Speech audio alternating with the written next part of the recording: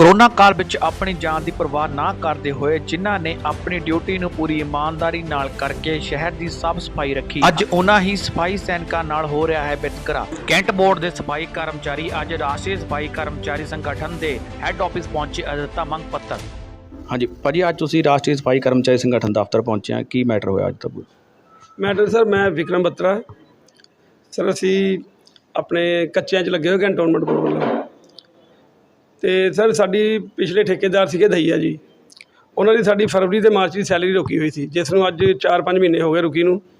तो असी पहला अपने SSO सर जो कि स्टेशन हैडकुआटर 'च बैठते हैं चौहान साहब, उन्होंने को गए थे। तो उन्होंने कहा सीगा तुसीं देखो अपना इत्थे कोई रौला नहीं हुंदा, जो रौला कैंटोनमेंट बोर्ड का हुंदा है ना, तुसीं उत्थे चला जाया करो, उन्होंने खिंचिया करो। उस रीजन 'च असी अपने विनोद जी को बहुत बार मिले कैंटोनमेंट बोर्ड जाके, तो वह भी सानू बस इदा गोलियां दे के तोड़ देंगे सी सर। उस तो बाद साढ़े 125 मुंडे जिन्होंने अपने राष्ट्रीय सफाई कर्मचारी इधर अपने प्रधान है अशोक वाल्मीकि जी, उन्होंने को सलाह लीती, उन्होंने नाल लैके असी एक लैटर लिखवाया। वो लैटर असी DC साहब नूं ते ADCP नूं इत्थे दिता अपने कमिश्नर दफ्तर जी, है ना, अपनी सैलरी बारे कि साड़ी 2 महीने की सैलरी नहीं बनती, जो साडा राइट बनता है।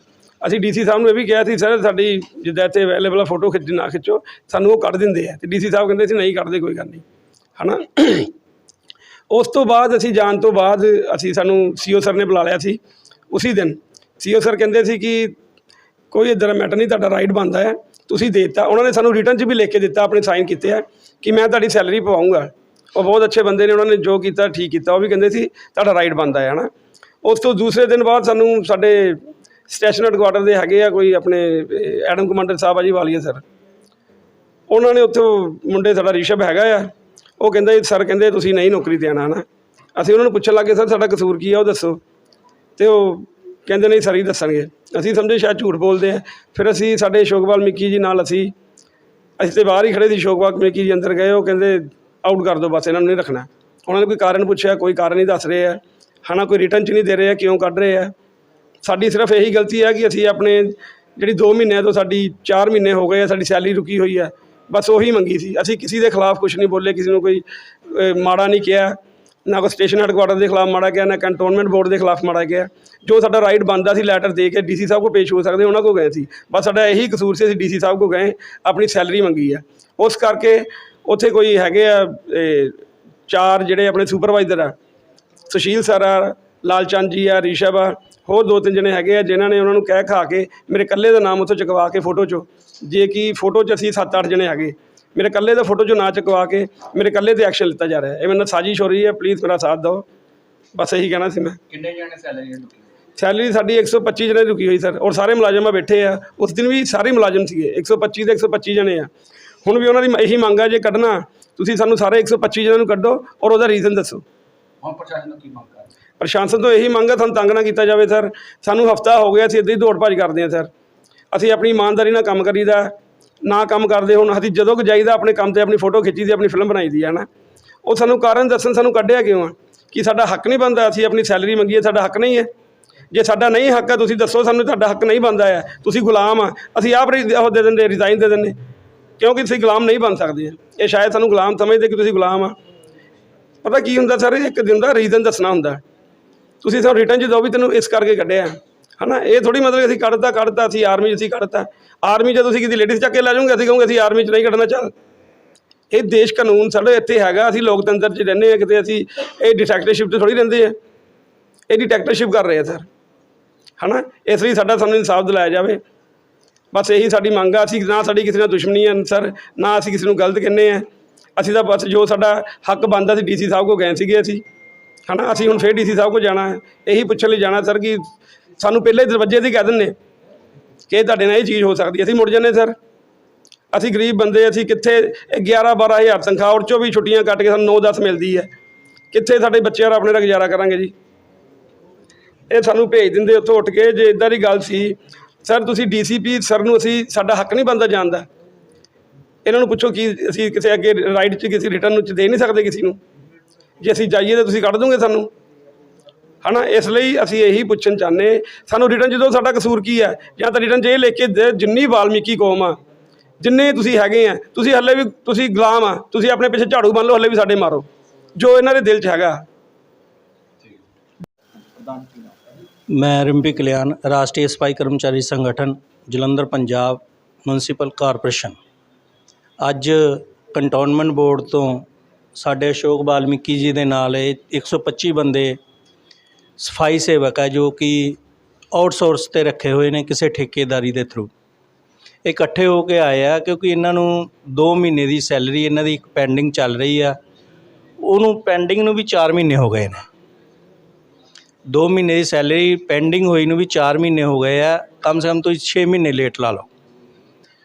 ਔਰ ਇੱਕ ਇਹਨਾਂ ਦੇ ਐਡਮਿਨ ਸਾਹਿਬ ਨੇ ਆਪਣੇ ਐਡਮਿਨ ਕਮਾਂਡਰ ਹੈ ਕੋਈ, ਮੇਰੇ ਖਿਆਲ ਨਾਲ ਕੋਈ ਜਾਂ ਤਾਂ ਇਹਨਾਂ ਦੀ ਕੋਈ ਪਰਸਨਲ ਰੰਜਿਸ਼ ਕਰਕੇ ਇੱਕ ਇਹਨਾਂ ਦੀ ਸੈਲਰੀ ਰੋਕੀ ਜਾ ਰਹੀ ਹੈ ਇਹਨਾਂ ਦੀ, ਔਰ ਉਹਦੇ ਬਾਰੇ ਪਤਾ ਨਹੀਂ ਲੱਗਦਾ ਕਿਉਂਕਿ ਈਓ ਸਾਹਿਬ ਉੱਥੇ ਕੰਟੋਨਮੈਂਟ ਬੋਰਡ ਦੇ ਮਾਲਕ ਹੁੰਦੇ ਨੇ, ਕਮਿਸ਼ਨਰ ਹੁੰਦੇ ਨੇ, ਅਥਾਰਟੀ ਹੈ ਉਹ ਮੰਨ ਰਹੇ ਹੈ ਵੀ ਅਸੀਂ ਇਹਨਾਂ ਨੂੰ ਸੈਲਰੀ ਦੇਵਾਂਗੇ।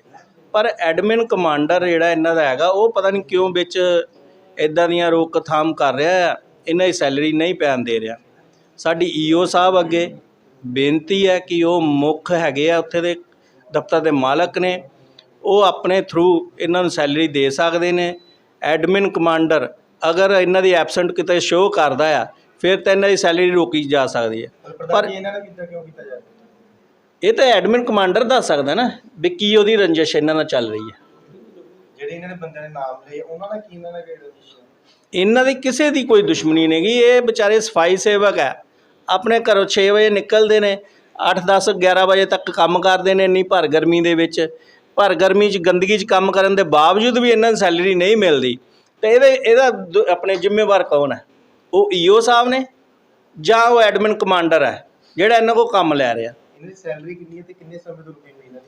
ਇਹਨੇ ਜਨਵਰੀ ਫਰਵਰੀ ਦੀ ਸੈਲਰੀ ਰੁਕੀ ਹੋਈ ਹੈ। ਜਨਵਰੀ ਫਰਵਰੀ ਤੋਂ ਤੁਸੀਂ ਆਪਣੇ ਹਿਸਾਬ ਲਾ ਲਓ, ਜੂਨ ਆ ਚੜ੍ਹ ਗਿਆ, ਹਜੇ ਤੱਕ ਇਹਨਾਂ ਸੈਲਰੀ ਨਹੀਂ ਦਿੱਤੀ ਜਾ ਰਹੀ।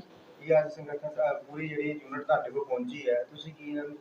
ਅਸੀਂ ਇਹਨਾਂ ਦੇ ਨਾਲ ਚੱਲਾਂਗੇ। ਸਾਡੇ ਇਹ ਭਰਾ ਆ, ਭੈਣ ਬੰਧੂ ਹੈ, ਸਾਡੇ ਸਮਾਜ ਦੇ ਲੋਕ ਹੈ। ਅਸੀਂ ਯੂਨੀਅਨ ਇਸ ਕਰਕੇ ਹੀ ਖੋਲ੍ਹੀਆਂ, ਅਸੀਂ ਆਪਣੇ ਸਮਾਜ ਨੂੰ ਉੱਚ ਚੱਕ ਚੱਕੀਏ ਤਾਂ ਕਿ ਇਹਨਾਂ ਦੇ ਹੱਕ ਹਕੂਕਾਂ ਲਈ ਲੜ ਸਕੀਏ। ਸਾਨੂੰ ਇਹਨਾਂ ਨੇ ਇਸ ਕਰਕੇ ਚੁਣਿਆ ਹੋਇਆ। ਇਸ ਕਰਕੇ ਅਗਰ ਅਸੀਂ ਇਹਨਾਂ ਲਈ ਲੜਾਂਗੇ ਨਹੀਂ ਤਾਂ ਸਾਡਾ ਇੱਥੇ ਬੈਠਣ ਦਾ ਫਾਇਦਾ ਕੀ ਹੈ? ਜੀ ਸਰ, ਇਹਨਾਂ ਦੀ ਸੁਣਵਾਈ ਨਹੀਂ ਮਿਲੂਗੀ ਇਹਨਾਂ ਦੀ।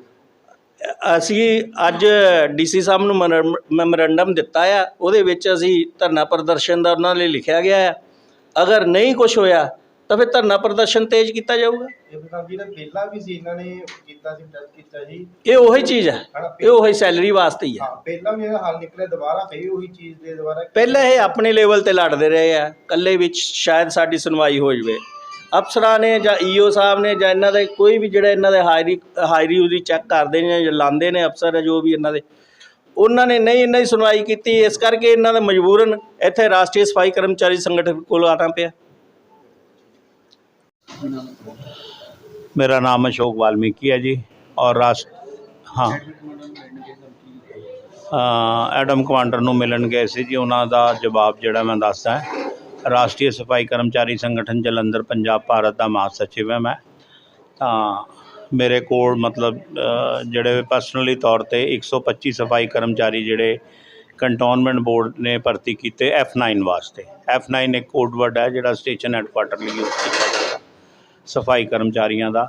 ਉੱਥੇ ਮਤਲਬ ਜਿਹੜੀ ਇਹਨਾਂ ਦੀ ਇਹ ਸਾਰੇ ਦੇ ਸਾਰੇ 125 ਸਫਾਈ ਕਰਮਚਾਰੀ ਜਿਹੜੇ ਵਿਕਰਮ ਬੱਤਰਾ ਜੀ ਨੂੰ ਇਕੱਠੇ ਕਰਕੇ ਸਾਡੇ ਕੋਲ ਲਿਆਏ, ਔਰ ਜਦੋਂ ਇਹ ਲੈ ਕੇ ਆਏ ਤਾਂ ਇਹਨਾਂ ਦੇ ਬਿਹਾਫ 'ਤੇ ਅਸੀਂ ਇੱਕ ਮੰਗ ਪੱਤਰ ਜਿਹੜਾ ਹੈ ਉਹ 72 ਘੰਟੇ ਦਾ ਅਲਟੀਮੇਟਮ ਨੋਟਿਸ ਦਿੱਤਾ ਧਰਨਾ ਪ੍ਰਦਰਸ਼ਨ ਵਾਸਤੇ। ਉਹ ਨੋਟਿਸ ਦੀ ਕਾਪੀ ਅਸੀਂ ECO ਕੰਟੋਨਮੈਂਟ ਬੋਰਡ ਨੂੰ ਵੀ ਦਿੱਤੀ ਹੈ। DC ਆਪਣੇ ਜਨਰਲ ਜਿਹੜੇ ਹੈ ADC ਜਨਰਲ ਸਾਹਿਬ ਅਮਿਤ ਸਰੀਨ ਜੀ ਜਿਹੜੇ ਗੌਰਮੈਂਟ ਆਫ ਇੰਡੀਆ ਵੱਲੋਂ ਸਿਵਲ ਮੈਂਬਰ ਅਪੁਆਇੰਟ ਹੈ ਕੰਟੋਨਮੈਂਟ ਬੋਰਡ ਦੇ, ਉਹਨਾਂ ਨੂੰ ਵੀ ਉਹਦੀ ਜਾਣਕਾਰੀ ਦਿੱਤੀ ਗਈ। ਪੁਲਿਸ ਕਮਿਸ਼ਨਰ ਸਾਹਿਬ ਨੂੰ ਵੀ ਇਹਦੀ ਜਾਣਕਾਰੀ ਦਿੱਤੀ ਗਈ ਤਾਂ ਕਿ ਇਹਨਾਂ ਦੀ ਜਾਨ ਮਾਲ ਦੀ ਸੁਰੱਖਿਆ ਕੀਤੀ ਜਾਵੇ। ਕਿਉਂਕਿ ਸਟੇਸ਼ਨ ਹੈਡਕੁਆਟਰ ਵੱਲੋਂ ਜਿਹੜੀ ਹੈ ਨਾ ਇੱਕ ਕਿਸਮ ਦੀ ਤਾਨਾਸ਼ਾਹੀ ਕੀਤੀ ਜਾ ਰਹੀ ਹੈ, ਹਿਟਲਰਬਾਜੀ ਦਿਖਾਈ ਜਾ ਰਹੀ ਹੈ ਵੀ ਅਗਰ ਤੁਸੀਂ ਤਨਖਾਹ ਦੀ ਮੰਗ ਕਰੋਗੇ ਤਾਂ ਮੈਂ ਤੁਹਾਨੂੰ ਕੰਮ ਤੋਂ ਕੱਢੂੰਗਾ, ਨਹੀਂ ਤਾਂ ਗੁਲਾਮਾਂ ਵਾਂਗੂ ਚੁੱਪ ਕਰਕੇ ਲੱਗੇ ਰਹੋ, ਤਨਖਾਹ ਮਿਲੇ ਚਾਹੇ ਨਾ ਮਿਲੇ। ਸੋ ਉਸ ਦੇ ਵੀ ਲੜੀ ਦੇ ਵਿੱਚ ਹੀ ਮੈਂ ਮਤਲਬ ਕੱਲ੍ਹ ਐਡਮ ਕਮਾਂਡਰ ਸਾਹਿਬ ਨੂੰ ਮਿਲਿਆ।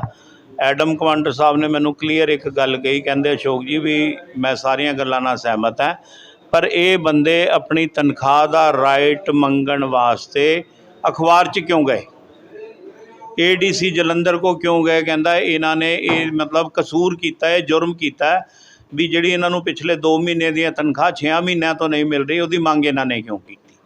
ये साडे कहते गुलाम है, गुलामां वांगू इन्हों काम करना पैना, नहीं करना तो कहता आउट। मैं कहा सर इदा करो, फिर CO साहब ने भर्ती की, CO कंटोनमेंट बोर्ड द्वारा ये भर्ती होंगी है। मैं कहा उन्होंने इन रिटर्न भेज दो भी आह बंदे मैं काम तो नहीं लैने, उहदे ते फिर जो भी लीगल कार्रवाई होगी वो मैं भी करूँगा, CO साहब भी करनगे, तो फिर देखी जाऊगी। हुण अजे तक तो इन्हों का कोई फैसला नहीं होया। CO साहब ने अज भी ये गल कही है कि आ जिहड़े विक्रम बत्रा जी है काम तो नहीं निकाले गए है, इन्हों की बकायदा हाज़री लग रही है। पर सानू शंका इस चीज़ की है कि हाज़री तो इन्हों की लग रही है, पर जिहड़ी सैलरी आउंदी है वो स्टेशन हैडकुआटर दे एक SSO साहब है, यानी कि मान लो मेन सीनियर सैनिटरी ऑफिसर है या कुछ भी है, वो उन्होंने जदों अटेंडेंस वेरीफाई करनी है फिर इन्हों की सैलरी आनी है। अगर वो वेरीफाई नहीं करते तो फिर ये बेचारे 125 आदमी तो भुखे मरनगे, अगे 6 महीनों तो तड़फ रहे हैं, फिर अगे फिर चलूगे। इसी कड़ी नूं अगे तोरते हुए राष्ट्रीय सफाई कर्मचारी संगठन के दफ्तर अज प्रधान जी की राय और साथ लैण वास्ते सारे साथी इकट्ठे हुए है। सो असी इन्हां दी अगवाई हेठ कल तो पहले बंदे सवेरे 7 बजे अपनी हाज़री ते जाणगे, काम करनगे, उस तो बाद 11:30 बजे इन्हां दी ड्यूटी खत्म हुंदी है। उस तो बाद असी 1 घंटे का जिहड़ा धरना प्रदर्शन कंटोनमेंट बोर्ड जलंधर के दफ्तर के आंगन के अंदर करांगे, जिहदे लई अल्टीमेटम नोटिस असी अज जारी करते।